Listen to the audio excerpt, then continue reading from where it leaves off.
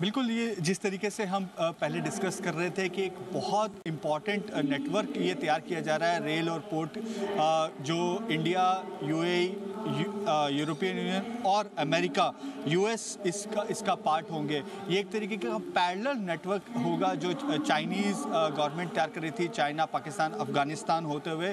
तो और इसकी इम्पोर्टेंस इसलिए भी है क्योंकि यदि हम यूएई के पर्सपेक्टिव से देखें तो जो हमारे पास जो ऑयल इंपोर्ट होता है उसमें उसको इंडिया पहुंचने में कम समय लगेगा, और जो हम यहाँ से ग्रेन्स एक्सपोर्ट करते हैं यूएई कॉन्टिनेंट को, वो हम जल्दी पहुँचा पाएंगे, एक सीधे तौर पर पहुँचा पाएंगे, विदाउट हर्डल पहुँचा पाएंगे।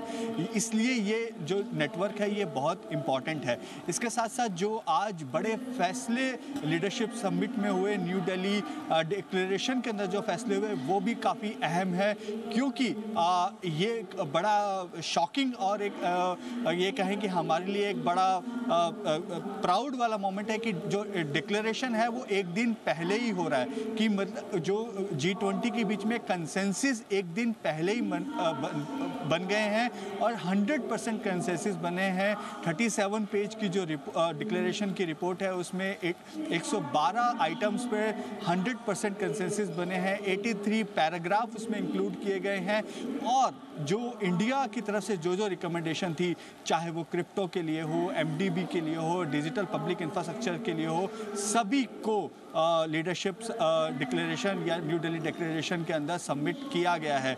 जो लीडर्स हैं उन्होंने माना है कि क्रिप्टो के लिए एक रेगुलेशन या एक टेम्पलेट तैयार होना चाहिए। अब इसको मलकेश की जो मीटिंग होगी उसके अंदर ये डिसाइड होगा कि आगे किस तरीके से फ्रेमवर्क क्रिप्टो के लिए बनाया जाए, लेकिन ये सभी कंट्रीज़ मान रही है कि क्रिप्टो पे कोई ना कोई हल निकाला जाना चाहिए। इसके साथ साथ मल्टीलैटरल डेवलपमेंट बैंक को स्ट्रेंथन करने की बात थी, ये हमारा G20 का एजेंडा था, उस पे भी कंसेंसस बने हैं। उनमें कहा गया है कि जो ADB, वर्ल्ड बैंक, IMF जैसे बैंक्स हैं उनको स्ट्रेंथन करने की ज़रूरत है। $200 बिलियन का जो फंड रेज करना है क्लाइमेट फाइनेंस के लिए, उस पर भी सहमति बनी है।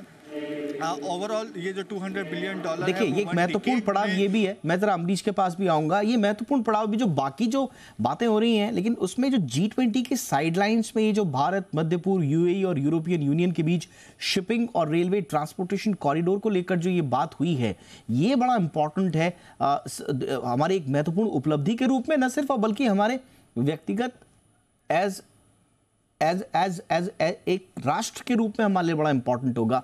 अमरीश, इस ब्रीफिंग से दुनिया को गठजोड़ का एक और संदेश भारत दे रहा है। देखिए, साफ शब्दों में अगर कहें तो भारत जिस तरह से अपनी पॉलिसी बना रहा था, अब उसी तरह की पॉलिसी को वो बाकी देशों के लिए भी कह रहा है कि अगर आप इसको अमल में लाते हैं, या फिर अगर हम सब मिलकर एक जैसी पॉलिसी बनाते हैं, तो इससे हम सबका एक साथ फायदा होगा।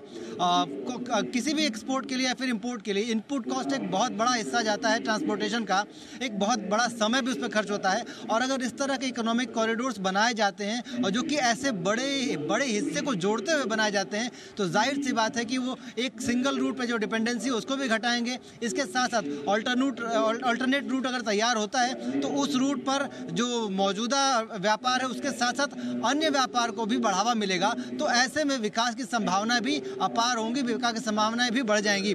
साथ साथ अभी इस प्रेस कॉन्फ्रेंस के ठीक पहले इंटरनेशनल बायोफ्यूल अलायंस का भी घोषणा किया था प्रधानमंत्री मोदी ने, और उस दौरान भी हमने देखा है कि जितने भी नेता थे वो किस तरह से भारत की बात को सहमति जताते हुए ये बता रहे थे कि बिल्कुल ऐसा लग रहा है कि भारत पूरी तरीके से पूरे 100% फोर्स के साथ लीड कर रहा है और पूरी दुनिया प्रॉपरली फॉलो कर रही है। No ifs no buts. अभी भी जो 83 पैरा में बिल्कुल बिना किसी ना नुकुर के जो कॉन्सेंसस बना है, ये एक बड़ी ताकत दिखाता है भारत की। ये कवरेज हमारी जारी रहेगी। फिलहाल हमें इजाजत दें। नमस्कार।